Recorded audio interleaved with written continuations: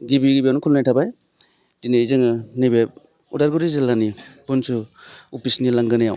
बिबार बावनाय हाबाफारिजों लोगोसे बिबार बावनाय हाबाफारि लानाय जादों आरो जोंहा बे हाबाफारियाव जोंनिनो बनसुनि एबा बर' माहारि फरायसा आफादनि मावथि लोगोफोर फैनानै बे हाबाफारियाव बाहागो लानो हादों आरो जोंहा दिनैनि दिनखौ मे दिबस होननानै मिथिनाय जायो आरो बेखौनो बर' हारियाव उपेन्द्रनाथ ब्रह्मनि थैनाय सान होननानै बुंनाय जायो। उपेन्द्रनाथ ब्रह्मआ जि बर' हारिनि थाखाय जि आदर्श जि थांखिजों खामानि मावलांदों बे थांखिखौ लानानै जोंबो नैबे बनसु आफादा बे थांखिजोंनो खामानिखौ मावलांनो थाखाय नाजालांबाय थागोन आरो जेब्ला बिथाङा गावनि बेमारखौ सानालाबानो बर' हारिनि थाखाय खामानि मावलांदोंमोन आरो बिथाङा जेब्ला थैनोसै समाव बेखौनो बुंदोंमोन दि बर' हारिया गेरेमसा महर मोननांगौ होननानै आरो बे समावनो जेला ब्लाड केन्सारजों गोग्लैना थादोंमोन बे ब्लाड केन्सार गोग्लैना थानाय समाव बेखौ मुम्बाइनि टाटा मेम'रियेल हस्पिटालाव सोनाय जादोंमोन 1990नि 1 मे खालि बिथाङा 1:32 बे बुहुमखौ नागारनानै थांदोंमोन। जायनि जाहोनाव जोंनि उपेन्द्रनाथ ब्रह्मनि मावनायनि फिथाइखौ जों मोननो हादों। दिनै बिनि मावनायनि फिथाइया जादोंमोन बिसि मोननो हादों जों 1993आव, बिटिसि मोननो हादों जों 2003आव आरो दाख्लैबावैसो जोंहा एकर्ड जानानै थांदों बिटिआर सक्ति 2020नि 27 जानुवारियाव मोननो हादों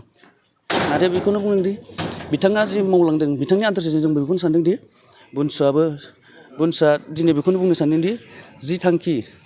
लानानै जि हारि दानाय जि हारिनि जौगानाय बे खामानिखौ बिथाङा जौगाहोदों आरो बेजों लोगोसे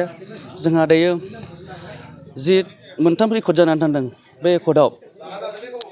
जिखिनि आफादफोर दंमोन बे आफादा सिगनेटरि महरै जानानै थांबाय आरो बिथांनि जि सिमांमोन गेरेमसा महर दानाय बे सिमाङा दिनै सिमां महरै जाना दं। बे सिमांखौ मोगथां महर लानो थाखाय दिनै जों